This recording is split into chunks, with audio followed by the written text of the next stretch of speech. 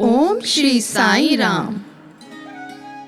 ब्रह्मांड नायका साईं हमारे ले संकल्प अवतरित हुए। कैसा संकल्प गीता? पुट्टापर्थी में बैठे बैठे फैलाऊंगा मैं अस्तित्व। विश्व जानेगा मानव मूल्यों का जीवन में क्या है महत्व। कैसे? चुना साईं ने लक्ष्य रूप में छोटे नव कोमपल से बच्चे, किए संपन्न मानव मूल्यों से बाल विकास के माध्यम से। अच्छा, सुनो सुनो भाई सभी सुनो, ध्यान लगाकर सभी सुनो। पंच मूल्य अति मूल्यवान है, 4 वेदों का यही सार है। साईं का समन्वित रूप है। साईं का समन्वित रूप है? वो कैसे? वो ऐसे, साईं हमारे सत्य का ही तो रूप है। धर्म का शुचि पंथ है, शांति का प्रतिरूप है, प्रेम का भंडार है और अहिंसा का प्रमाण है। गीता, कुछ अच्छे से समझाओ, कुछ नाटकीय अंदाज में। अच्छा तो देखो, सत्य की शक्ति को देखो। क्यों कहते हैं सत्यमेव जयते? क्यों कहते हैं सत्य छुप नहीं सकता? क्यों कहते हैं सत्य सर्वोपरि है? क्यों कहते हैं सत्यम नास्ति परो धर्म? सत्य पर पृथ्वी टिकी है। जीवन में यदि सत्य को दिया हो स्थान, तो पीछे पीछे चले आते हैं धन, सदाचार, यश और दान। आओ स्वयं ही देख लो।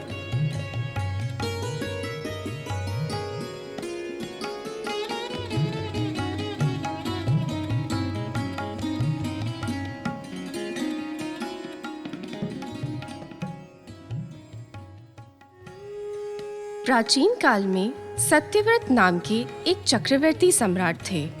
वो सत्य के जीवांत रूप थे।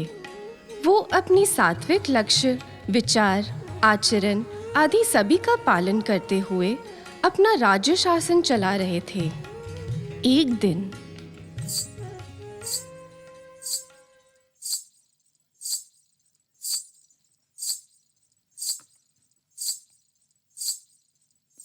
हे देवी, आप कौन हैं? महाराज, मैं धन लक्ष्मी हूँ। आप मेरा महल छोड़कर क्यों जा रही हैं? राजन, आपके राजभवन में मैं बहुत दिनों से रह रही हूँ। अब मैं जाना चाहती हूँ। कृपया मुझे जाने की अनुमति दीजिए। ठीक है, आप जाना चाहती हैं तो जाइए।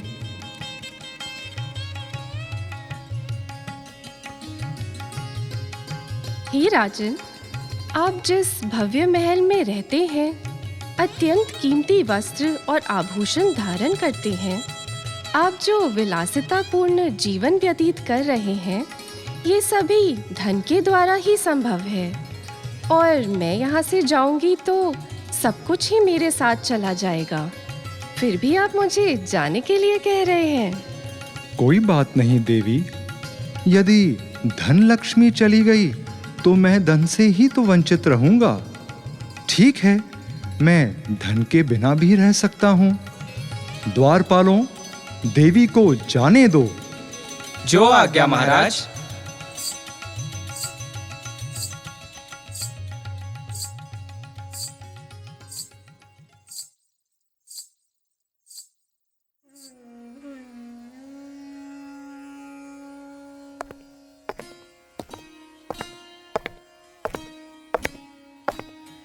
हे दिव्य पुरुष, आप कौन हैं? महाराज, मैं दान हूँ। आप महल से बाहर क्यों जा रहे हैं? महाराज, मुझे क्षमा कीजिए। मैं यहाँ कैसे रह सकता हूँ? मेरा यहाँ अब कोई स्थान नहीं है। जब धन लक्ष्मी ही चली गई, तो यहाँ धन के बिना दान कैसे हो सकता है? मुझे भी जाने की अनुमति दीजिए। ठीक है, आप जा सकते हैं। राजन, क्या आप जानते हैं कि दान एक दैवीय कृपा है? दान करने से हमारे पूर्वज प्रसन्न होते हैं और अपने आने वाली पीढ़ियों को आशीर्वाद देते हैं। और आप मुझे जाने की अनुमति दे रहे हैं? मान्यवर, आप जाना चाहते हैं तो जा सकते हैं। मैं दान किए बिना भी रह लूंगा। द्वारपालों, इन्हें भी जाने दो। जो आज्ञा महाराज।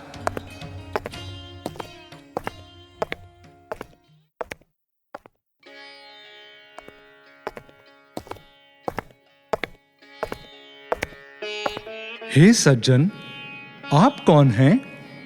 राजन, मैं सदाचार हूँ। आप भी मेरे महल से जाना चाहते हैं, पर क्यों? राजन, धन और दान के बिना भला सदाचार का क्या काम? इसलिए मुझे भी जाने की अनुमति दीजिए। ठीक है।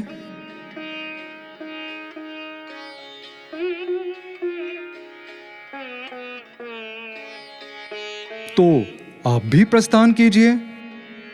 हे राजन, क्या आप निश्चित रूप से मुझे यहाँ से जाने की अनुमति दे रहे हैं?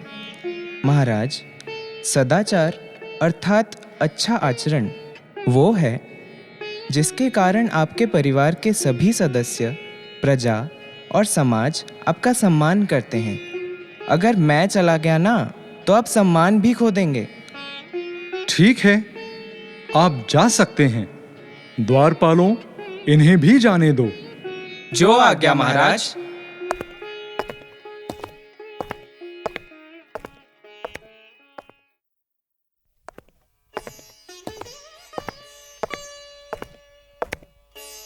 हे भद्र पुरुष, आप कौन हैं? महाराज, मैं यश हूँ। आप राजभवन छोड़कर क्यों जा रहे हैं? महाराज, धन, दान और सदाचार सभी यहाँ से चले गए हैं, तो फिर मेरा यहाँ रहने का कोई भी औचित्य नहीं है। आप मुझे बाहर जाने की आज्ञा दीजिए।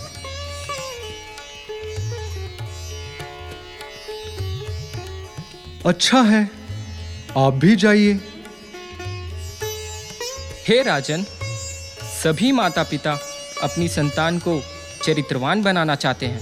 ये यश ही है जिससे सभी लोग आपसे प्रेम करते हैं और समय समय पर सहायता और समर्थन भी करते हैं। यश के कारण ही आप आने वाली पीढ़ियों के दिलों में वास करेंगे।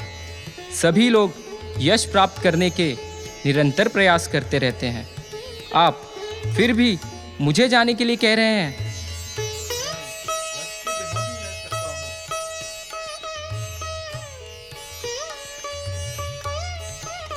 आप जा सकते हैं। द्वारपालों, इन्हें जाने दो। जो आज्ञा महाराज।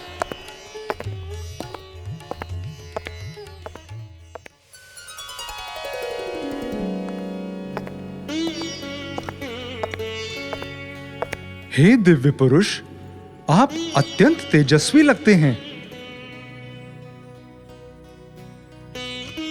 क्या आप बताएंगे कि आप कौन हैं और आप राजभवन छोड़कर क्यों जा रहे हैं? हे राजन, मेरा नाम सत्य है। धन, दान, सदाचार और यश सभी आपको छोड़कर चले गए। मुझे भी जाने की आज्ञा दीजिए। नहीं नहीं, मैं आपको यहां से बाहर जाने की अनुमति नहीं दे सकता, नहीं दे सकता। अरे आप ही तो मेरा जीवन आधार हैं, स्वधर्म है। मैं आपके बिना जीवित नहीं रह सकता। कृपया मुझ पर दया कीजिए, मुझको छोड़कर आप नहीं जाएं। मैं धन, दान, सदाचार और यश के बिना तो रह लूंगा, किंतु आपके बिना मेरा जीवन व्यर्थ है। नहीं, ये नहीं हो सकता, ये नहीं हो सकता, ये नहीं हो सकता। महाराज, मैं आप जैसे सत्यव्रती राजा से पूर्ण रूप से संतुष्ट हूँ। मैं सदैव आपके साथ ही रहूंगा। मैं आपको छोड़कर नहीं जाऊंगा। सत्य कहाँ है? सत्य कहाँ है? अरे हमें तो सत्य के साथ ही रहना है। अरे आप सभी लोग तो अपनी इच्छा से ही गए थे, फिर वापस क्यों आ रहे हैं? मैं लक्ष्मी हूँ महाराज। सत्य के आश्रय और अनुकरण के बिना मेरा कोई प्रयोजन नहीं है। लक्ष्मी को सदैव सत्य का साथ चाहिए, इसलिए आप मुझे राजभवन में वापस आने की अनुमति दीजिए। ठीक है लक्ष्मी माँ, आइए, आपका स्वागत है।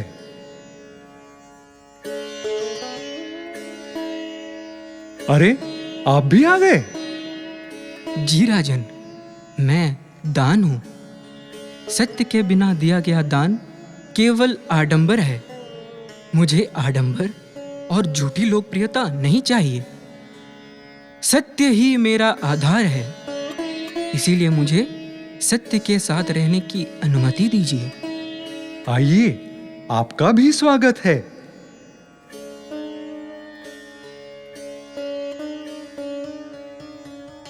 महाराज, मुझे राजभवन में रहने की आज्ञा दीजिए।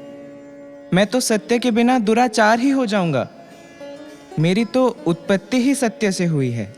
कृपया मुझे सत्य के साथ ही रहने दीजिए। ठीक है सदाचार, आप भी आइए। महाराज महाराज महाराज, मैं यश हूँ। धन, दान, सदाचार और यश, यह सब भवन के 4 स्तंभ हैं और इनका आधार स्तंभ सत्य है। मैं सत्य के बिना कैसे रह सकता हूँ? कृपया मुझे भी राजभवन में रहने की अनुमति दीजिए। ठीक है यश, आपका भी स्वागत है। हे राजन, आपने यह सिद्ध कर दिया है कि धन, दान, अच्छी आदतें और यश, इनका वास्तविक मूल्य तब है जब वे सत्य के साथ जुड़े हों। सत्य के पालन से ही धन, दान, सदाचार और यश की सार्थकता है। आपके विचार, शब्द और कर्म में सत्य है और आपकी श्वासों में भी सत्य है। इसीलिए आप सत्यव्रत हैं और वेद सत्यम नास्ति परो धर्मा, सत्यम नास्ति परो धर्मा, सत्यम नास्ति परो धर्मा की घोषणा करते हैं।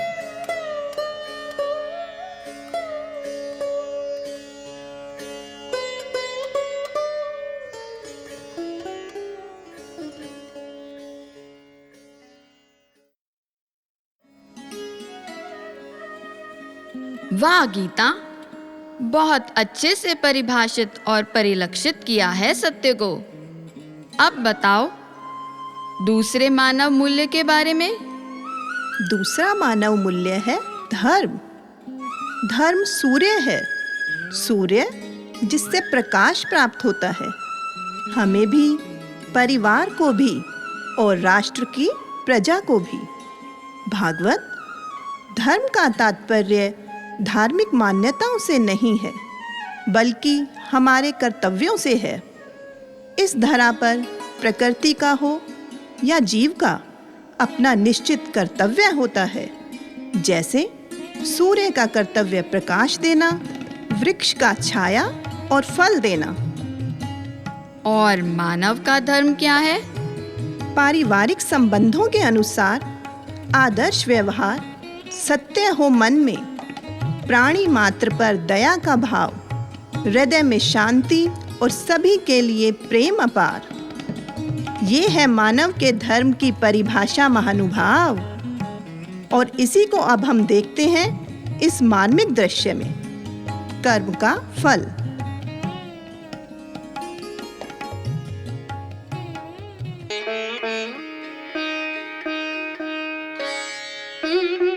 साई राम पिताजी। अरे बेटा,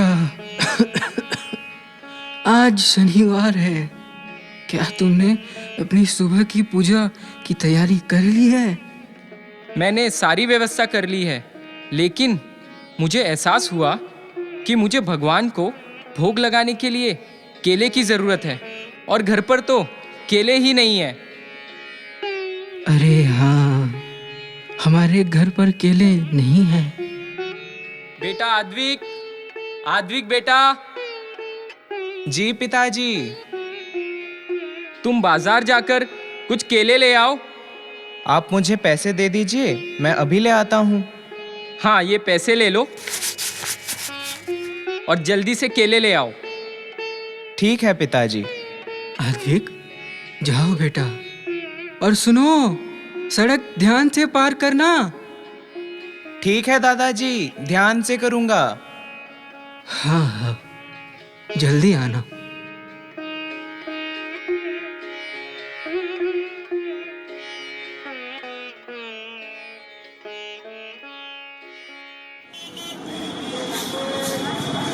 केले ले लो, केले केले, सीरे की तरह मीठे पके केले ले लो, केले।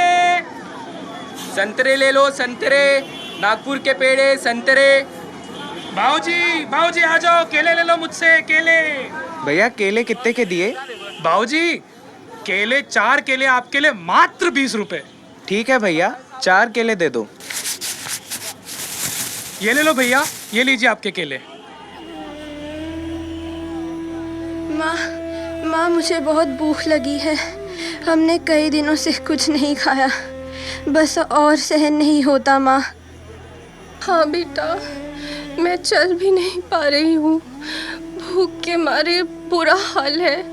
क्या करें? दया करो भगवान, दया करो।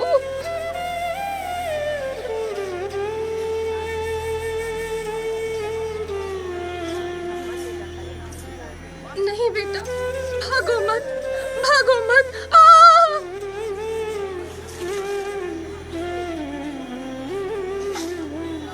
माँ, उठो ना माँ। क्या हुआ माँ? आंखें खोलो माँ। हे भगवान, मेरी माँ को क्या हुआ? माँ कुछ बोलती क्यों नहीं? माँ, माँ, माँ, आंखें खोलो माँ। उठती क्यों नहीं माँ? आंखें खोलो। अरे क्या हुआ भाई? वो माँ भूखी, बेहोश। मैं और मेरी माँ, हमने बहुत दिनों से कुछ नहीं खाया और माँ कमजोरी के कारण बेहोश हो गई है। उठो ना माँ, कुछ बोलो माँ। हे भगवान, कुछ बोलो। सुनो, चिंता मत करो, घबराओ मत। ये केले लो और हौसला रखो। आपका बहुत बहुत शुक्रिया।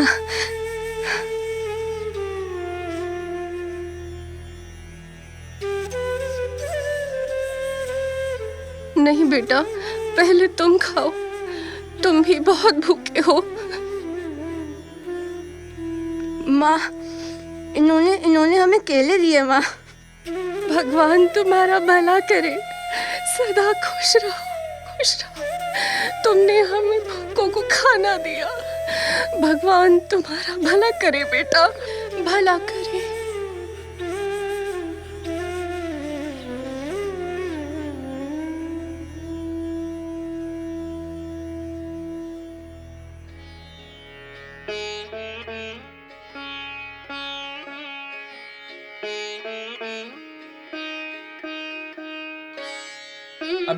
अभी तक आद्विक क्यों नहीं आया?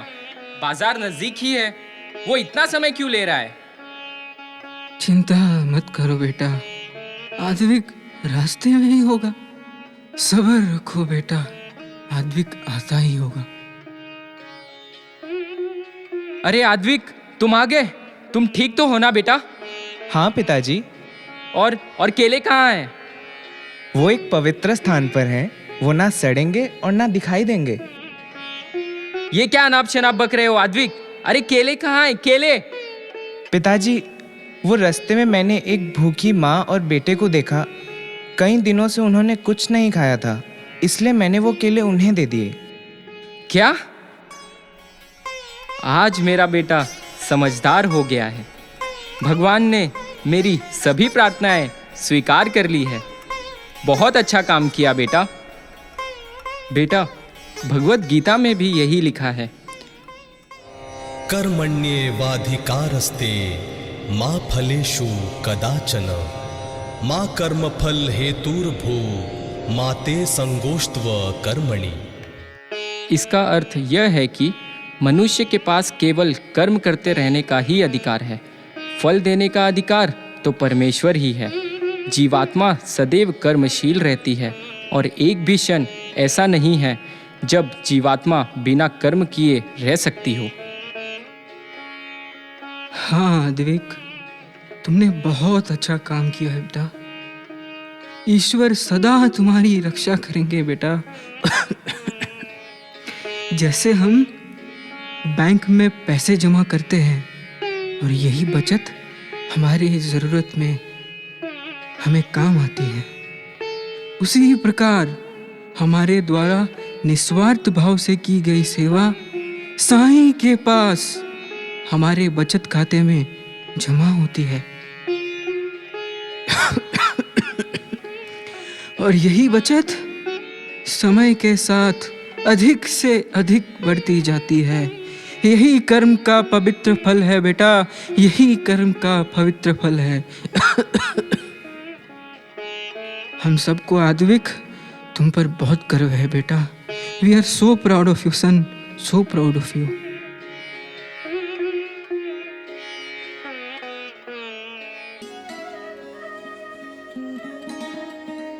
अरे तुम्हें क्या हुआ भागवत?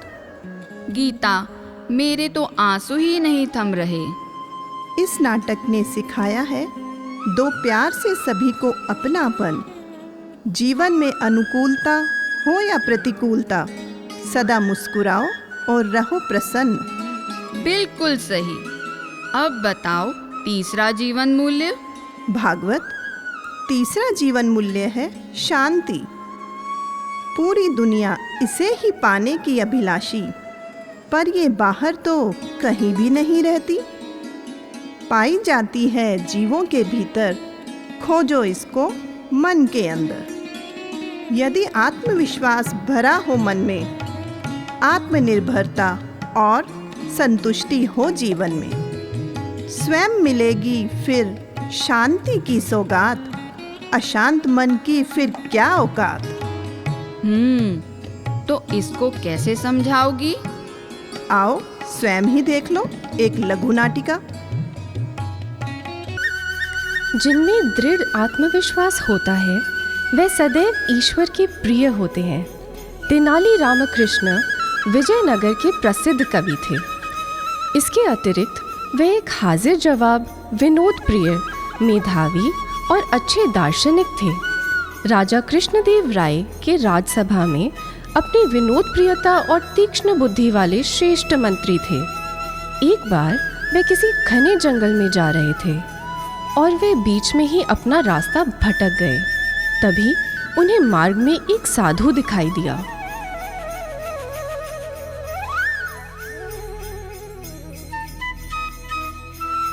अरे, इस घने जंगल में साधु कौन है? मैं जाकर मिलता हूँ। प्रणाम गुरुदेव। आयुष्मान हो पुत्र। जो असीम शक्ति मुझे यहाँ लेकर आई है, वही शक्ति तुम्हें भी यहाँ लेकर आई है। कौन सी शक्ति गुरुदेव? मैं बताता हूँ। मेरे पास एक शक्तिशाली मंत्र है। इसी मंत्र से मैं इस घने जंगल में अपनी साधना करता रहा। अब इस मंत्र को मैं तुम्हें देना चाहता हूँ। मेरे इस नश्वर शरीर को त्यागने का समय आ गया है। पुत्र, मेरे पास आओ। मैं तुम्हारे कान में एक मंत्र बताऊंगा।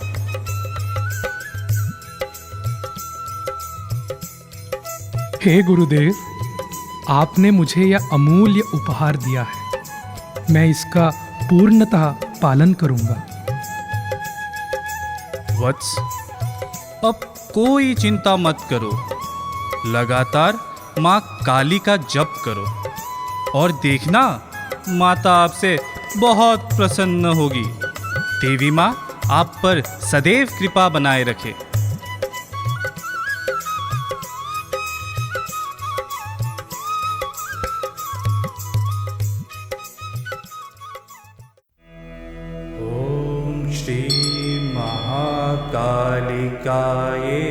नमः। ॐ श्री महाकालिकाय नमः। ॐ श्री महाकालिकाय नमः।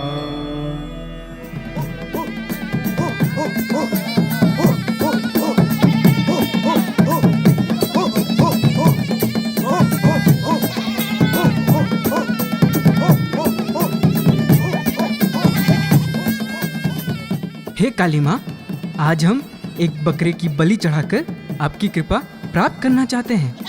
हे भाई, ऐसा क्यों करना चाहते हो? क्यों करना चाहते हो?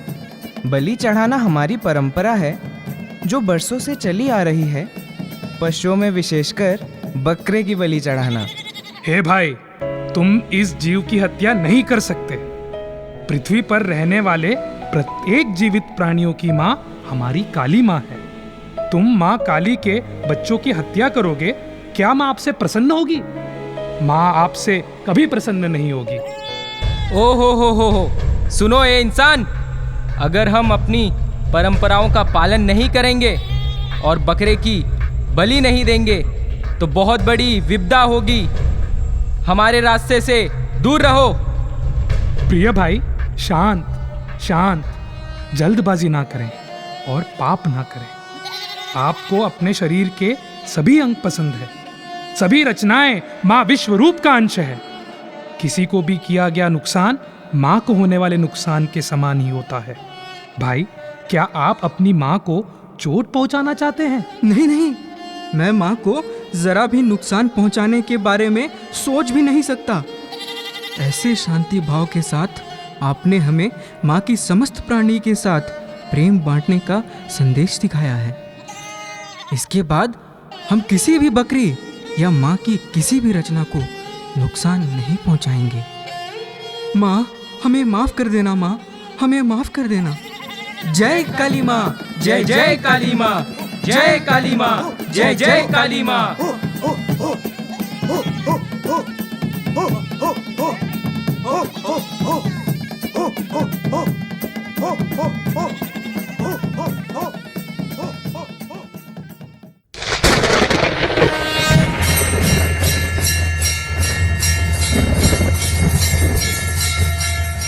पुत्र, मैं तुमसे अत्यंत प्रसन्न हूँ क्योंकि तुमने पूर्ण आत्मविश्वास के साथ एक बहुत अच्छा कार्य किया है। मैं जानती हूँ कि जिनमें आत्मविश्वास होता है वह शांत रहकर ही बड़े से बड़ा कार्य कर सकता है।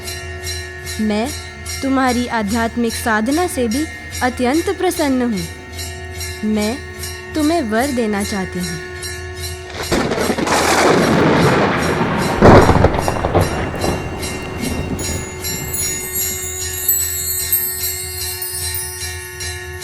देखो, मेरे दोनों हाथों में 2 पात्र हैं। एक पात्र में दही चावल है और दूसरे पात्र में दूध अन्न है। तुम्हें इनमें से कौन सा पात्र चाहिए? हे माँ, हे देवी माँ, मैं जानना चाहता हूँ कि यदि मैं दही चावल वाला पात्र ग्रहण करता हूँ तो इससे मुझे क्या फल मिलेगा? पुत्र, दही चावल खाने से तुम्हें सब ऐश्वर्य तथा धन धान्य प्राप्त होगा। और यदि मैं दूध अन्न वाला पात्र लेता हूँ तो इस पात्र के लेने से क्या लाभ मिलेगा माँ? पुत्र, यदि तुम अन्न वाला पात्र लेते हो तो तुम एक तीक्ष्ण बुद्धिमान पंडित बनोगे। अब स्वयं ही बताओ कि तुम्हें कौन सा पात्र चाहिए? जीवन जीने के लिए बुद्धि और धन दोनों की आवश्यकता होती है। फिर धनवान बनकर बुद्धिहीन रहने से क्या लाभ है? तो क्या ज्ञान से पेट भर सकता है? यह भी तो उचित नहीं।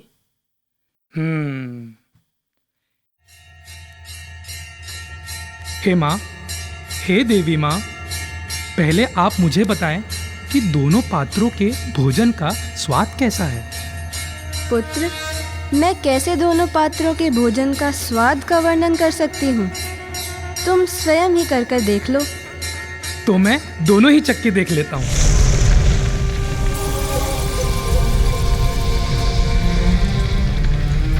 हे तेनालीराम, तुमने यह क्या किया?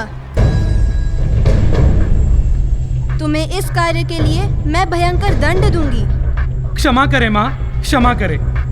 मुझे कोई भी दंड स्वीकार है। मैं जानता हूँ कि माँ के द्वारा दिया गया कोई भी दंड पुत्र का अहित नहीं कर सकता। हे तेनालीराम, मेरा दिया गया दंड तुम्हारा उद्धार करेगा। तुम्हारा दृढ़ विश्वास ही तुम्हारी उन्नति करेगा, क्योंकि जो दृढ़ आत्मविश्वास से कोई कार्य करता है वह सदैव शांत रहता है। जो स्वयं शांत रहता है वह दूसरों को भी शांति प्रदान करता है। मेरा आशीर्वाद है कि तुम एक विनोद प्रिय महान कवि और चतुर विदूषक बनो। तुम्हारे द्वारा न्यायालय में दिए गए सलाह से सभी को उचित न्याय मिले। अच्छे सलाहकार बनो और लोगों का मार्गदर्शन करो। धन धान्य से परिपूर्ण बनो। तथास्तु। धन्यवाद माँ, धन्यवाद। जिस व्यक्ति में दृढ़ आत्मविश्वास होता है वह सदैव आत्मनिर्भर, संतुष्ट और शांति प्रिय होते हैं। किसी भी विपरीत परिस्थिति से विचलित नहीं होते हैं। ऐसे व्यक्ति सदैव ईश्वर के प्रिय होते हैं। जय बोलो काली माँ की जय। वाह! तेनाली को अपने दृढ़ आत्मविश्वास और शांत स्वभाव के कारण जगजननी माँ से आशीर्वाद प्राप्त हुआ। शांत व्यक्ति दूसरों को भी शांति देने की क्षमता रखता है। हाँ, बिल्कुल। तो अब चौथा मानव मूल्य भी बता दीजिए। चौथा मानव मूल्य है प्रेम। स्वामी कहते हैं, पृथ्वी बिना धूरी के घूम रही है, कारण प्रेम की शक्ति। सितारे बिना गिरे आकाश में लटके हैं, कारण प्रेम की शक्ति। महासागर अपनी सीमा से बंधे हैं, कारण प्रेम की शक्ति। वायु चारों ओर लगातार बह रही है, कारण प्रेम की शक्ति। जो संपूर्ण ब्रह्मांड में व्याप्त है, पूरी सृष्टि इसी से संतृप्त है। हाँ, कहते हैं ना, प्रेम एक ऊर्जा है, एक संवेग है, जिसे जितना बांटोगे उससे कई गुना होकर वापस लौटेगा। हाँ, इसी भावना को व्यक्त किया है इस कथा में। देखो और अनुभव करो।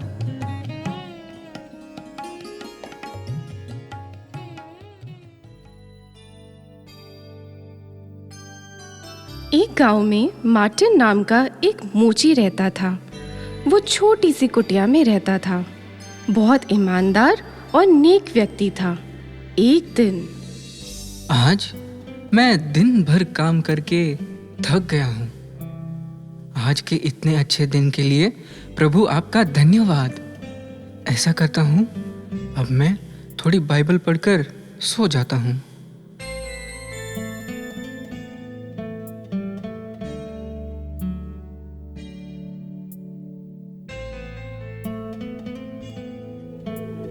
देखो, मैं दरवाजे पर खड़ा हूँ और दस्तक देता हूँ।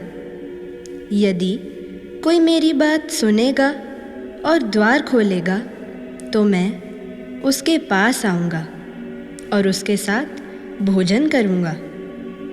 अगर जीत पाया तो उसे मैं अपने साथ अपने सिंहासन पर बैठने की अनुमति दूँगा, ठीक उसी प्रकार जैसे मैं अपने पिता के साथ उनके सिंहासन पर विराजमान हो गया हूँ। मैं तुमसे मिलने कल आऊँगा।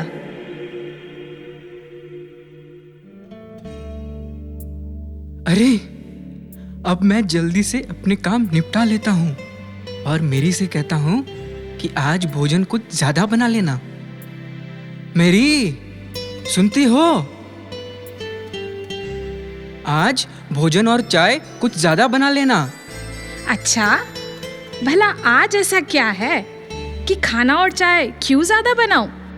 अरे, क्योंकि रात को प्रभु मेरे सपने में आए थे और उन्होंने कहा है कि वो मुझसे मिलने आएंगे, तो उनका स्वागत ना हम चाय और भोजन से करेंगे, ठीक है ना? सच में? सच में? फिर तो मैं खुशी से बनाऊंगी।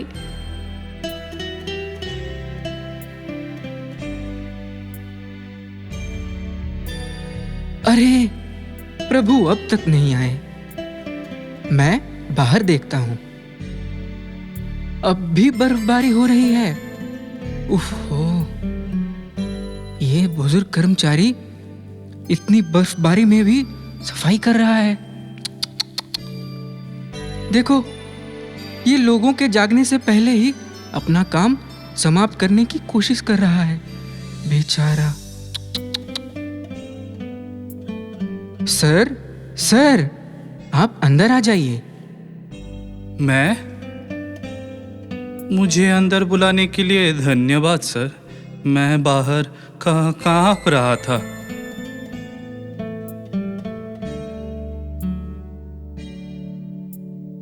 मैरी, सुनती हो? चाय लाना। अभी लाती हूँ मार्टिन।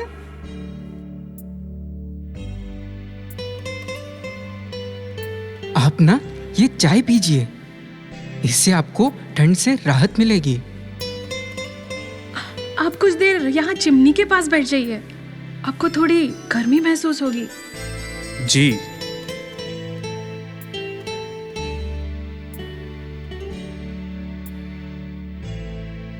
चिमनी की गर्माहट और आपके अपनेपन से अब मैं बेहतर महसूस कर रहा हूँ। खाना बहुत स्वादिष्ट था, अंदर से काफी ऊर्जावान महसूस कर रहा हूँ।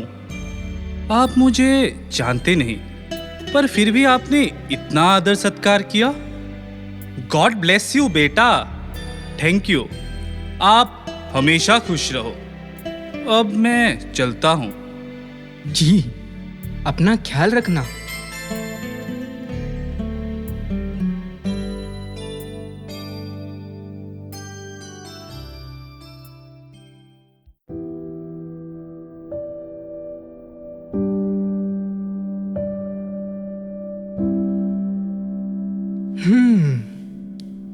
अरे प्रभु अब तक नहीं आए, बहुत देर हो गई है। चलो मैं फिर बाहर देखता हूं। अरे यहां तो एक बूढ़ी औरत है, ये बहुत भूखी मालूम पड़ती है और ठंड से कांप भी रही है। ये तो एक कदम भी आगे नहीं चल पा रही है। माँ, ओ माँ, अंदर आ जाओ। हाँ हाँ, आ रही हूँ, आ रही हूँ।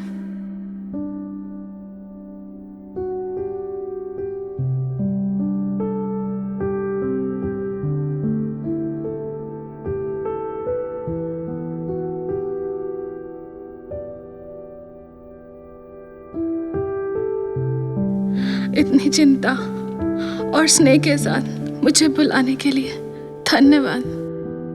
मेरी, अच्छी सुनती हो?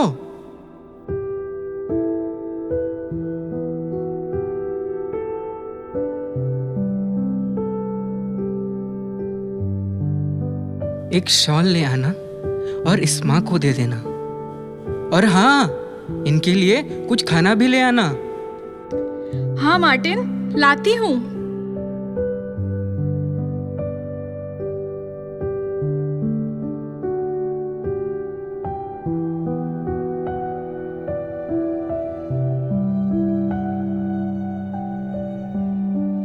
लो, ये शॉल ओढ़ लो माँ, इससे आपको कुछ गर्माहट मिलेगी। और ये भोजन भी कर लो, इससे आपकी भूख भी मिट जाएगी। आप दोनों बहुत प्यारे इंसान हैं। भले ही मैं एक अजनबी हूँ, आपने मेरे साथ अपने परिवार के सदस्य की तरह व्यवहार किया। आपने मुझे खाना और ये शॉल दिया। आप प्रेम के प्रतीक हैं। भगवान आप दोनों को बहुत आशीर्वाद दे। गॉड ब्लेस यू बेटा। ठीक है माँ, अपना ध्यान रखना।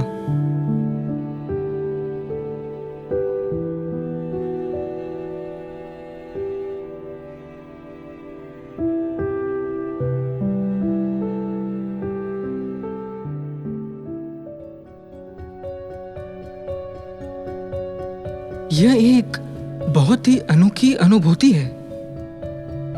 यकीन मानो, जब इन दोनों ने हमारे घर में भोजन किया और हमें आशीर्वाद दिया तो मुझे अंदर से बहुत ही खुशी का एहसास हुआ।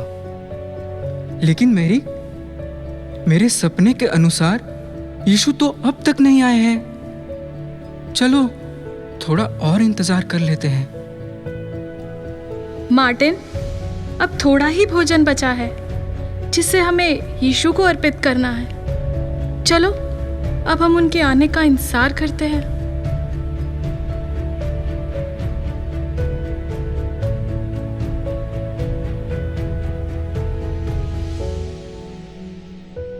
माँ, मुझे बहुत भूख लगी है माँ, कुछ खाने को दो ना माँ, मुझे बहुत भूख लगी है। मैरी, वो देखो, वो बच्चा कितना रो रहा है। शायद इसे भूख लग रही है। ऐसा करते हैं, इस माँ को घर के अंदर बुलाते हैं और रोते हुए बच्चे को दूध देते हैं। हाँ हाँ मार्टिन, मुझे भी लगता है, बुला लेते हैं। बहन, सुनिए, आप अंदर आ जाइए।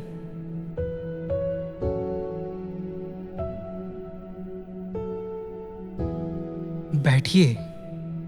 आपका बच्चा कितना रो रहा है। मेरी, बच्चे के लिए दूध ले आओ ना। और सुनो, बहन के लिए कुछ भोजन भी ले आना। हाँ, अभी लाई।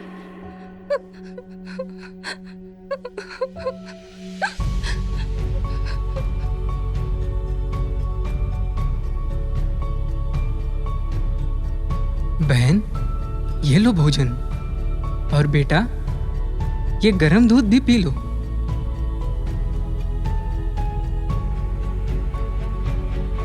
मेरी, प्लीज बहन के लिए एक ड्रेस भी ले आओ ना। जी लाई।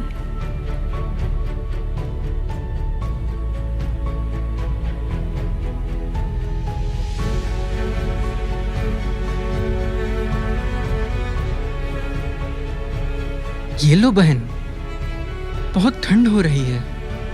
यह ड्रेस पहनकर तुम्हें कुछ राहत मिलेगी। भाई, मैं और मेरा बच्चा आपके ऋणी हैं। आपने हमें भूख और ठंड से बचाया है। आपने हमारी मदद की है और मुझे यकीन है कि भगवान आपसे खुश है। God bless you brother, always be happy. जी, अपना ध्यान रखना।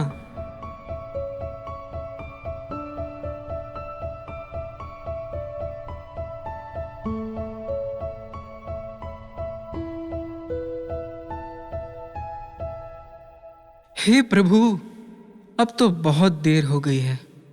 वो देखो, सूर्य भी अस्त हो रहा है। प्रभु, आप कब आएंगे?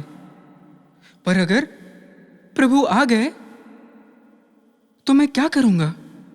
उन्हें देने के लिए मेरे पास ना तो दूध है और ना भोजन। अब मैं क्या करूं? कैसे अपने प्रभु का स्वागत करूंगा? कैसे अपने प्रभु का स्वागत करूंगा?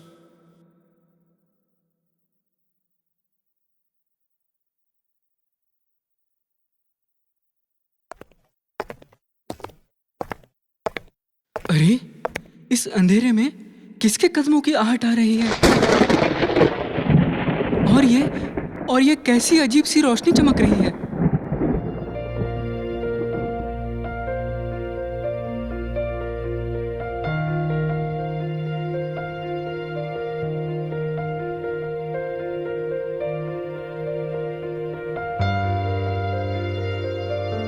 प्रभु, प्रभु, वो सभी कौन थे? प्रभु, क्या वो सब आप थे? हाँ मार्टिन, तुम घबरा गए क्या? उन सभी रूपों में मैं ही तुमसे मिलने आया था। प्रेम से की गई सेवा मुझ तक पहुंचती है, क्योंकि मैं हर जगह मौजूद हूँ। मैं कण कण में हूँ। मैं सभी जीवों में रहता हूँ। मनुष्य की सेवा ही ईश्वर की सेवा है। सभी से प्यार करो, सभी की सेवा करो। यही मुझ तक पहुंचने का आसान तरीका है।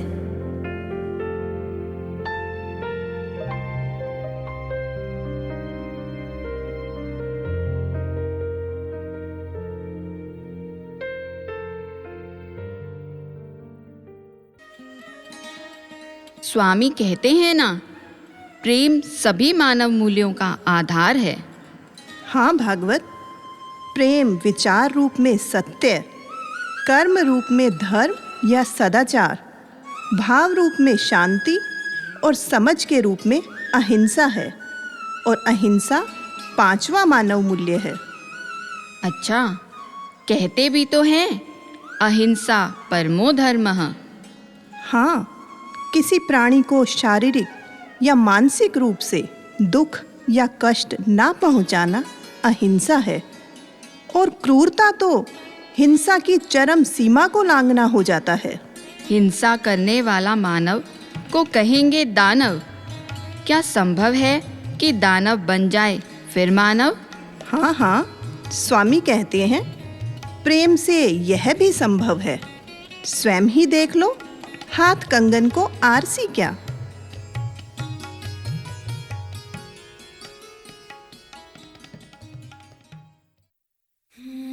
प्राचीन काल में कौशल राज्य के श्रावस्ती नामक स्थान के जंगल में एक बहुत ही खूंखार डाकू रहता था। जो भी राहगीर उस जंगल से गुजरता तो वो डाकू उसे लूट लेता था और मारकर उसकी उंगली काटकर अपने गले में पहन लेता था। इसी कारण उसका नाम अंगुलीमाल पड़ा। एक दिन 2 यात्री उस जंगल से गुजर रहे थे।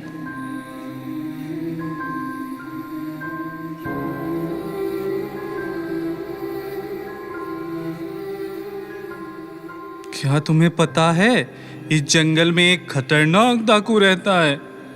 अगर किसी को ढूंढ लेता है तो वो उन्हें मार देता है, उनका सारा सामान लूट लेता है और उनकी उंगलियां काटकर माला बना देता है। हमारे पास बहुत सारी चीजें हैं, हमें बहुत सावधान रहना होगा। हाँ, मैंने भी इसके बारे में सुना है और मैं सचमुच में डरा हुआ हूँ। हमें बहुत सावधान रहना होगा और साथ ही सतर्क भी रहना होगा भाई। रुको! कौन है वो जो मेरे क्षेत्र में घुसने का साहस कर रहा है? मैं अंगुलीमाल, जिसके नाम से लोग थर थर कांपते हैं। जो भी मेरे सामने से गुजरता है मैं उसे मारकर उनकी उंगलियां काटकर उसकी माला बना लेता हूँ। हम तुम्हें कोई नुकसान नहीं पहुंचाना चाहते, है ना? यहाँ जो हमारे पास है वो ले लो, बस हमें जाने दो, हमें मारना मत। दया करो भाई। दया? ये क्या चीज है? तुम अपनी उंगलियां कटवाने के लिए तैयार हो जाओ। नहीं, मत काटना। नहीं, मत काटना। नहीं, मत काटना।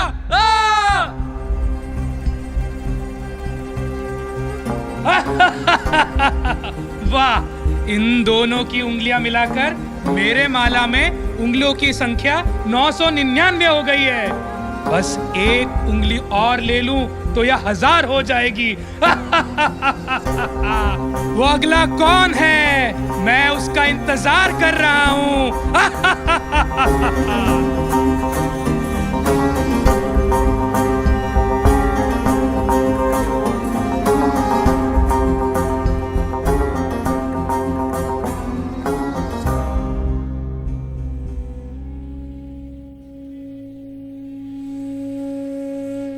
ठहर जा! कहाँ जा रहा है? ठहर जा! मैं कहता हूँ ठहर जा! सुना नहीं? मैं तो स्थिर हूँ, लेकिन तू कब स्थिर होगा? हे सन्यासी, क्या तुझे डर नहीं लग रहा? देख, मैंने कितने लोगों को मारकर उनकी उंगलियों की माला पहनी है। तुम जैसे कमजोर हिंसक लोगों से क्या डरना? मैं तो अहिंसा का पुजारी हूँ। हे सन्यासी, क्या तुम ये नहीं जानते कि मैं कितना ताकतवर हूं? मैं चाहूं तो एक ही बार में 10 लोग के सिर काट सकता हूं। तुम इतने ही शक्तिशाली हो तो जाओ और उस पेड़ के 10 पत्ते तोड़ कर ले आओ। ये कौन सा बड़ा काम है? कहो तो मैं पूरा पेड़ उखाड़ दूं। नहीं, पेड़ उखाड़ने की जरूरत नहीं है, तुम केवल पत्ते तोड़ कर ले आओ।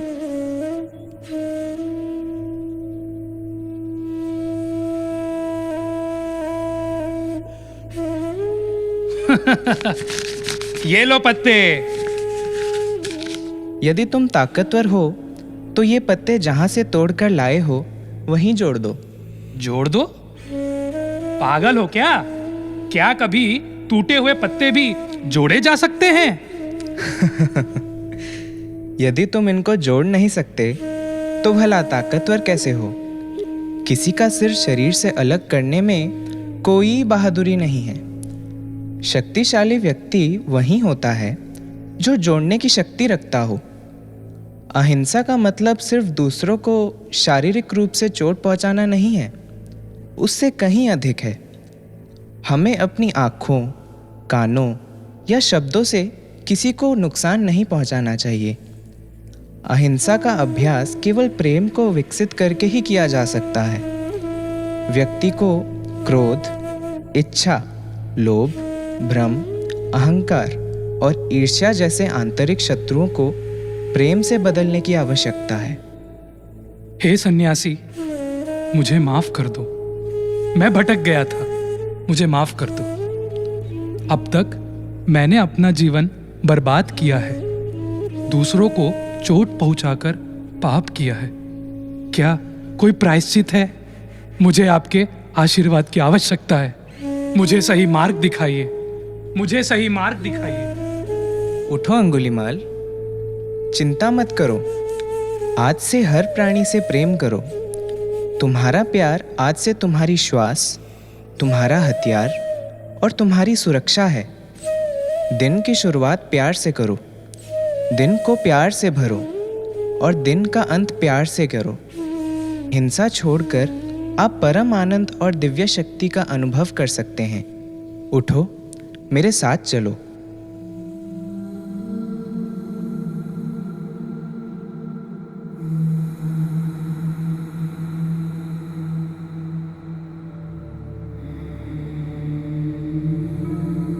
अनाथ पिंडक, ये एक और भाई आया है, इसे अपनी संघ में शरण दो।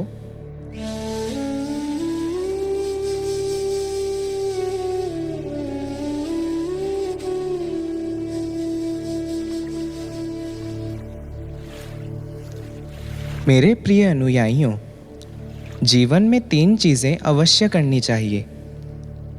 आपको उन लोगों का भला करने का प्रयास करना चाहिए जिन्होंने आपका नुकसान किया है। आपको दूसरों द्वारा किए गए नुकसान को भूलना चाहिए और दूसरों के साथ किए गए अपने अच्छे कार्यों को भी भूलना चाहिए। दूसरों ने आपके साथ जो अच्छा किया है, आपके साथ जो अच्छा किया गया है, उसे आपको एक पवित्र चीज़ के रूप में याद रखना चाहिए। आपको उनके प्रति अपना आभार व्यक्त करना चाहिए। अपने सभी कार्यों को धर्म के अनुरूप बनाओ। अंतर्वाणी को स्मरण करके तुम जो भी कर्म करोगे वो पवित्र हो जाएगा। धन्यवाद गुरुदेव, आपका ज्ञान हमें बोधि के मार्ग पर निर्देशित करता है। सुनो सुनो सुनो नगरवासियों, ध्यान से सुनो, श्रावस्ती के राजा पधार रहे हैं।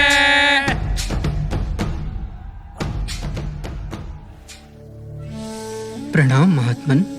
आयुष्मान भव, सदा कल्याण हो।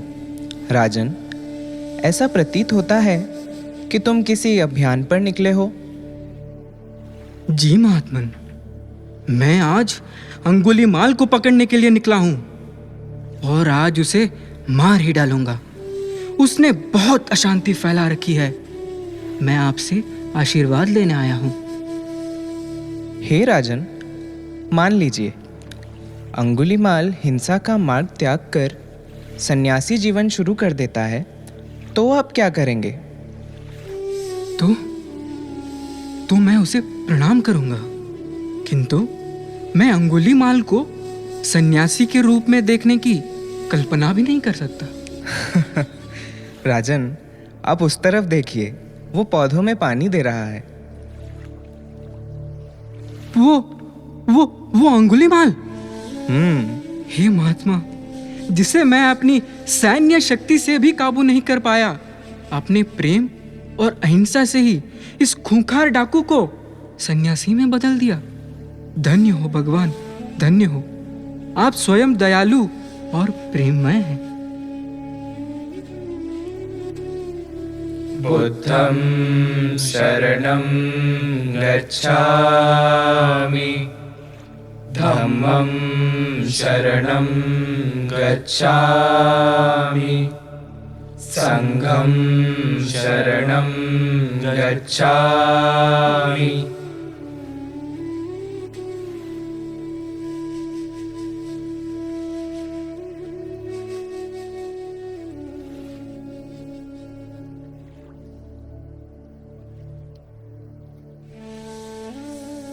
तो भागवत, देखा तुमने कि कैसे सत्य, धर्म, शांति, प्रेम और अहिंसा हमें एक सहज इंसान बनाते हैं।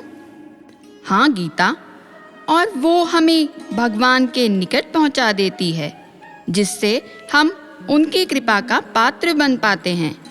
और ये सब गुण हमारी साईं माँ में कूट कूट के भरे हुए हैं। गीता, मैंने चलती फिरती हुई आंखों से अज़ां देखी है। मैंने जन्नत तो नहीं देखी, साईं माँ देखी है। जय साईं राम।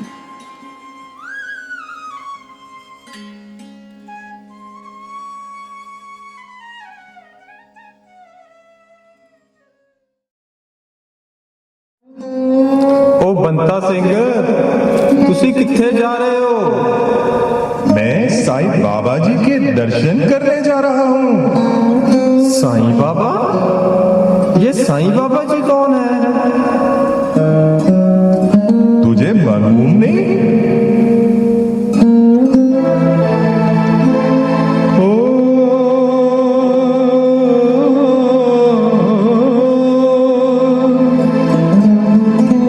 एक ओंकार सच्चे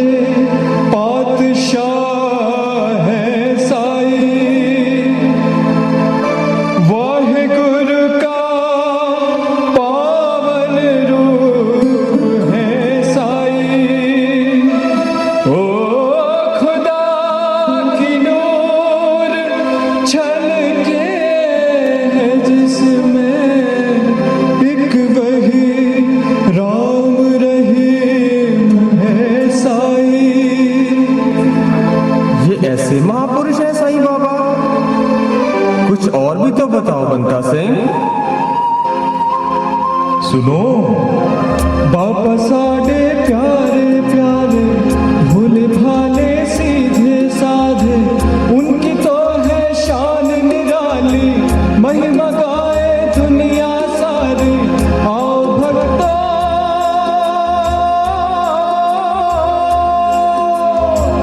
आओ भक्तों, सब मिल बोलो जयकारा साईं बाबा दे, जयकारा साईं बाबा दे, जयकारा साईं बाबा दी, जयकारा साईं बाबा दी। मुझे भी उनके दर्शन करवा दो बंता सिंह। चलो चलो। ये तो अपने सच्चे पातशाह का ही रूप है। वाहिगुरु जी का खालसा, वाहिगुरु जी की फतेह।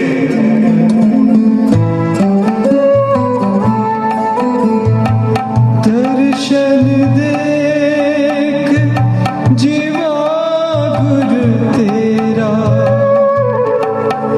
पूर्ण कर्म होए प्रभु मेरा। दर्शन देख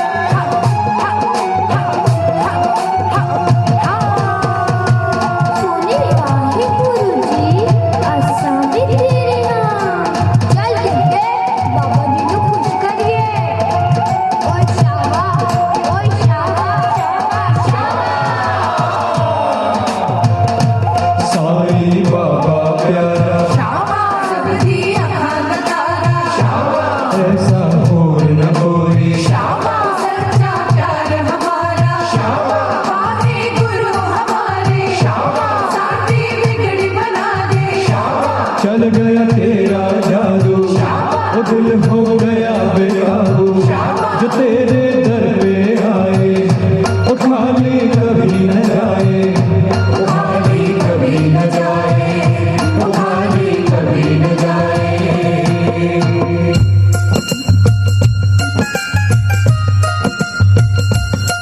हाथ जोड़ कर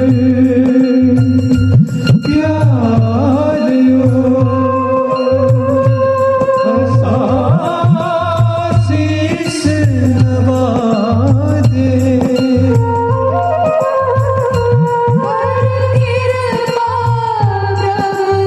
दीन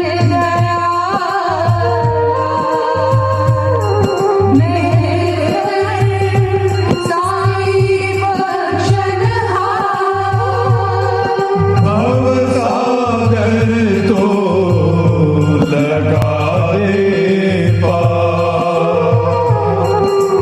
भवसागर तो लगाने पूरी साड़ा हो गया चोरी साझा हो गया की हरे कोई करे हर नो बसाई है हो गया की हरे कोई करे हर नी में चाल हर जैसे हाल हर कोई जाता क्या हर शब्द भला हो गया हर की हरे कोई करे हर चोरी साझा हो गया हर की हरे चोरी साझा हो गया हर की हरे कोई करे